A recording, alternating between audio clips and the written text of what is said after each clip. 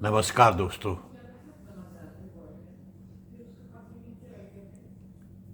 आज का कविता पाठ समर्पित है विशेष रूप से कानपुर लिट फेस्टिवल के लिए।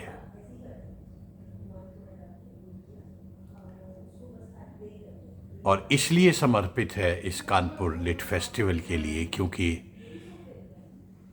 कानपुर लिट फेस्टिवल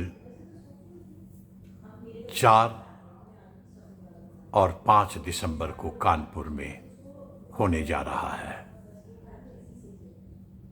जिसमें बहुत इज्जत और इसरार के साथ मुझे बुलाया गया था। और मेरा दुर्भाग्य है कि किसी कारणवश मैं उसमें शामिल नहीं हो पा रहा हूँ और आखिरी वक्त में मुझे अपना कानपुर का प्रोग्राम कैंसिल करना पड़ रहा है। तो अपने सब दोस्तों से क्षमा मांगते हुए मैं ये कविता पाठ उस फेस्टिवल को समर्पित कर रहा हूं। दोस्तों, कविता का शीर्षक है शहर और मजदूर।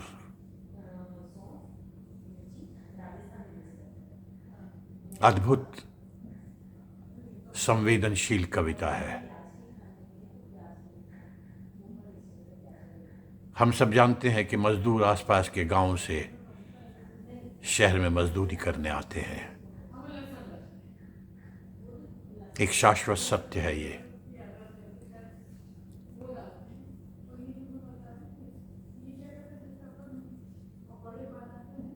कवि इस सत्य को किस तरह से देख रहा है और हमें भी दिखा रहा है अपनी कविता के जरिए, वो अद्भुत संवेदना पैदा करता है।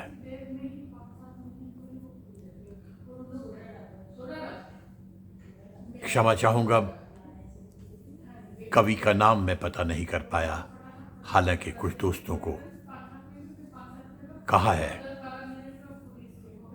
उनका नाम पता करने में मेरी मदद करें। लेकिन फिलहाल इस कविता का पाठ करने को मैं अपने आप रोक नहीं पा रहा हूं।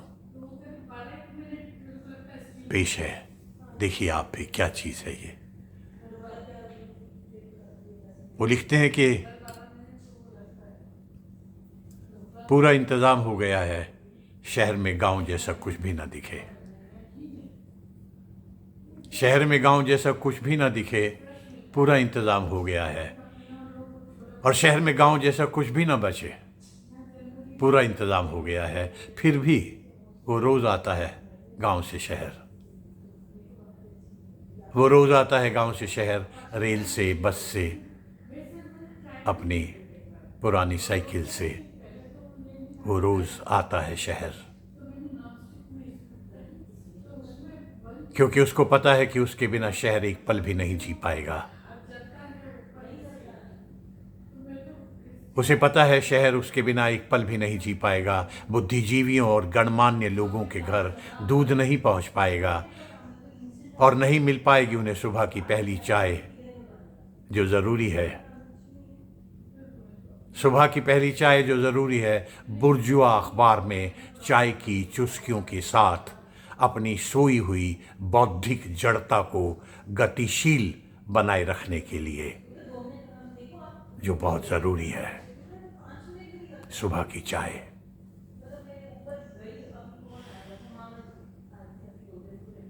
उसे पता है स्कूल बस का इंतजार करते रह जाएंगे, नहीं पहुंच पाएंगे उनके बच्चे स्कूल। स्कूल बस का इंतजार करते रह जाएंगे, नहीं पहुंच पाएंगे उनके बच्चे स्कूल। नहीं हो पाएगा बड़े सरकारी बंगलों और ठेकों का निर्माण कार्य, जो देश की प्रगति के लिए बहुत बहुत जरूरी है।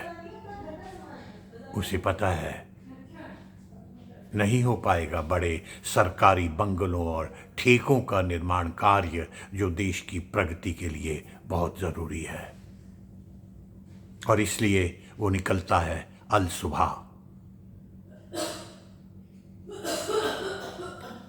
वो निकलता है अल सुबह, अलसाया बदन और पथरीली आंखें लिए। वो निकलता है, गंवार है, नहीं चूमता अपनी बीवी को प्यार से शहर के मर्दों की तरह काम पर जाने से पहले। गंवार है, गंवार है, नहीं चूमता अपनी बीवी को प्यार से शहर के मर्दों की तरह काम पर जाने से पहले। बस थोड़ी देर के लिए घूरता है,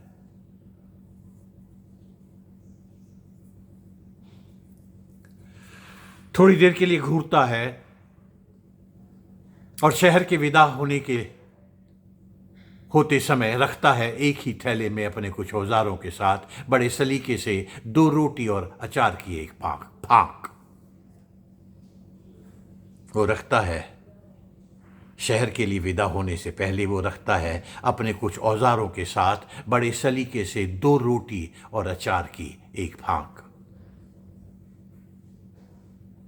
करता रहता है बिना रुके, आदेश और डांट के मुताबिक काम। करता रहता है बिना रुके, आदेश और डांट के मुताबिक काम। थकान उसके जीवन में एक वर्जित शब्द है। उसका मस्तिष्क सीख गया है शिकायत के किसी भी भाव को अपने अंदर प्रकट न होने देना। थकान उसके लिए एक वर्जित शब्द है। काम करने के बाद दोपहर को पेड़ की छांव में सुस्ताकर डालता है फेफड़ों में बीड़ी की गर्म हवा। देखता है थोड़ी देर के लिए फटे हुए बटुए में बीवी का पुराना फोटो।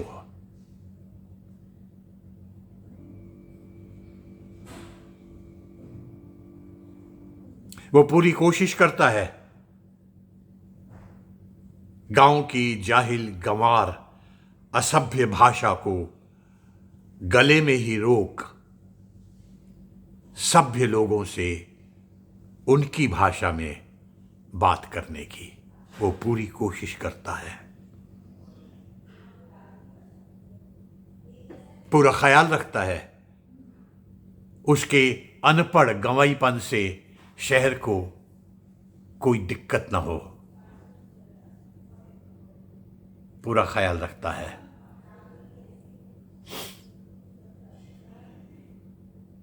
अक्सर ऊँघता रहता है वो बस में, अल सुबह या देर रात्रि के सफर में अक्सर ऊँघता रहता है बस में।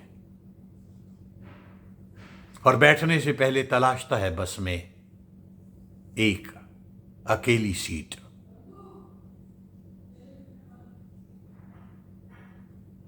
तलाशता है बस में एक अकेली सीट ताकि सभ्य लोगों की पोशाक खराब ना हो, उसके चिपचिपाते बदबूदार पसीने से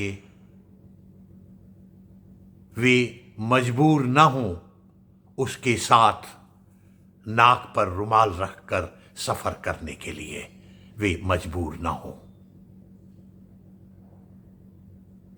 इसलिए तलाशता है बस में एक अकेली सीट।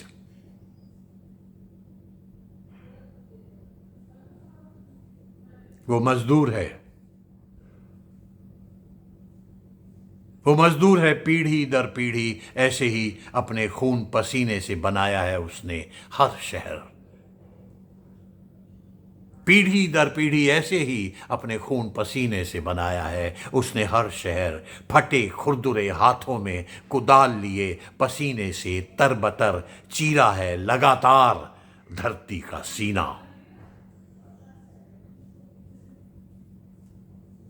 चीरा है लगातार धरती का सीना, माटी पर गिरते गर्म खून और ठंडे पसीने से आई है हमेशा उसे रोटी की खुशबू।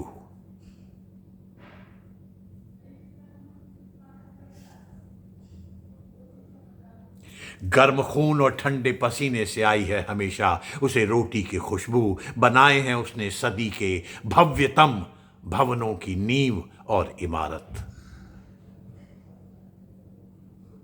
बनाए हैं उसने सदी के भव्यतम भवनों की नींवें और इमारत। कटे पैरों के बावजूद गोदामों से ला के रखा है आराम और सजावट का हर सामान मध्यम और कुलीन वर्ग की बैठक में।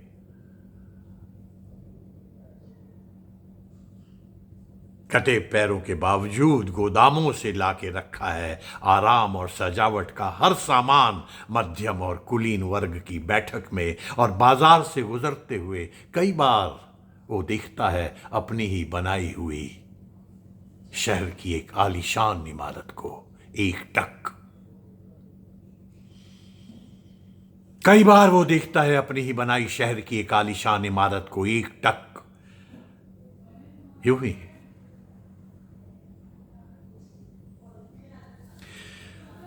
धुंधला चुकी स्मृतियों में जिंदा कर याद करता है अपनी जिंदगी का कभी न कहा जा सकने वाला एहसास।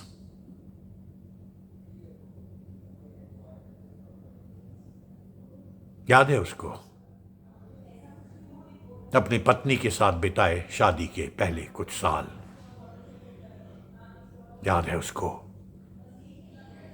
जब रहा था वो इमारत में ईंटों के ऊपर टीन की शेड के नीचे। जब रहा था वो इमारत में ईंटों के ऊपर टीन की शेड के नीचे।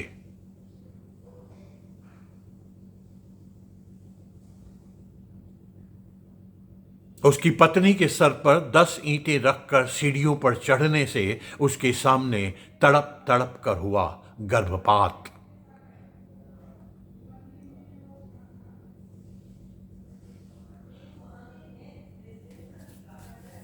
याद है उसे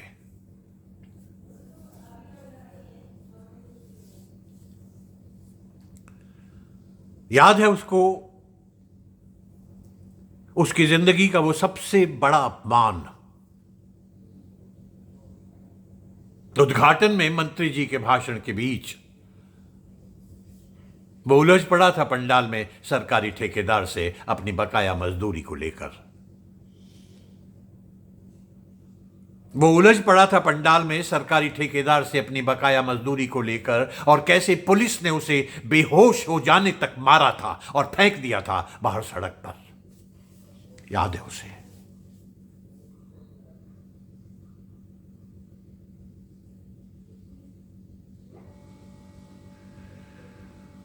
याद है उसे उस इमारत में सुने उन लोगों के अंतिम शब्द। इन गंवार लोगों को यहां किसने बुलाया?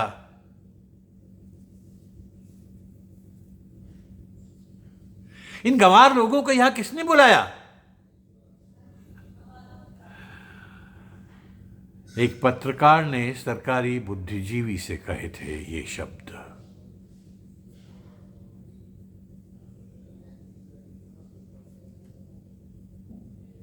वो रोज एक दो नहीं हजारों ऐसी इमारतों को देखता है, हजारों जगहों पर खड़े होकर,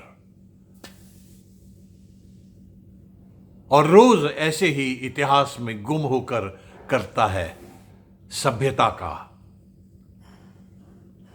रोज ऐसे ही इतिहास में गुम होकर करता है सभ्यता का सबसे मार्मिक न सुना जाने वाला विलाप। ये झूठ है, सरासर झूठ है।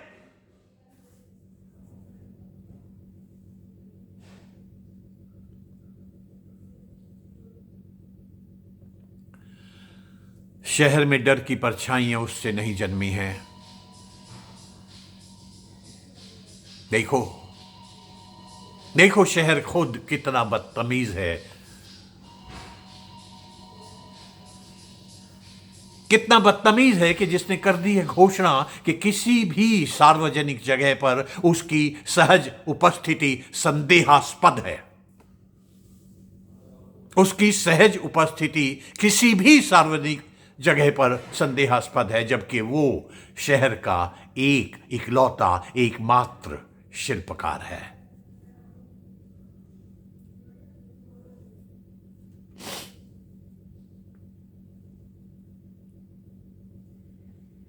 घोषित कर दिया गया है शहर में उसका बेवजह घूमना आने वाले अपराध की पूर्व सूचना है।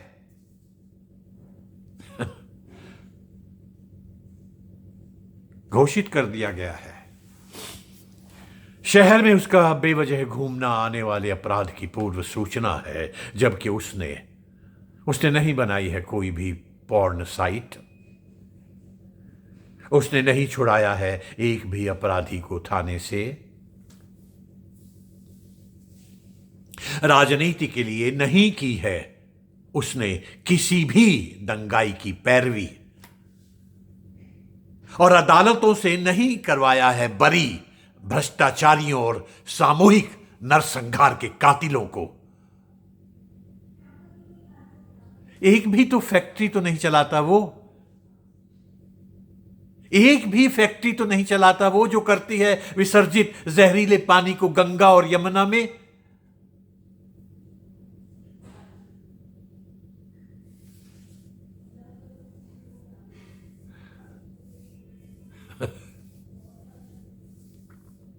देखो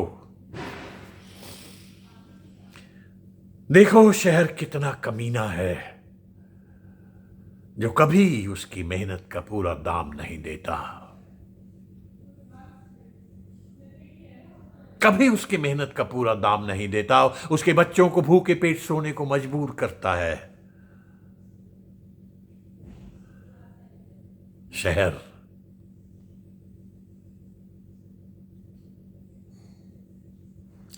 कितना मादरचोद है जो उसकी साइकिल को कार के सामने पाकर बेवजह देता है बहन की गाली।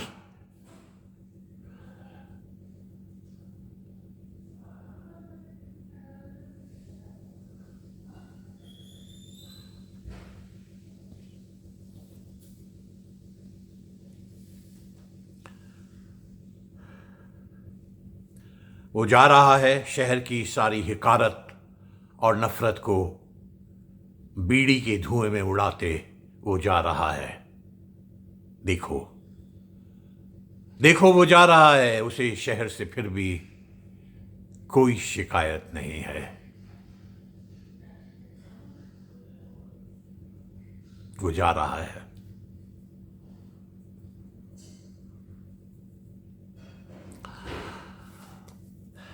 धन्यवाद दोस्तों, बहुत बहुत धन्यवाद आपके इस धैर्य के लिए, आपकी इस एक बेहद संवेदनशील कविता को सुनने के लिए, इस कविता के परिदृश्य को जिसे हम जानते ही हैं, रोज देखते हैं, रोज उससे हमारा लेना देना होता है, उसको कवि की दृष्टि से देखने के लिए धन्यवाद। धन्यवाद मेरे गुमनाम कवि, जिनसे बिना आज्ञा लिए मैंने इस कविता को यहाँ आप लोगों के सामने प्रस्तुत करने की जरूरत की है। मैंने कोशिश की है कवि की संवेदनाओं को, उसके अनुभूतियों, उसके एहसासों को आपके साथ बांटने की, आपकी और अपने खुद के साथ बांटने की। धन्यवाद। धन्यवाद कानपुर लिटरेचर फेस्टिवल। उम्मीद है आपने मुझे क्षमा किया होगा। सॉरी। धन्यवाद।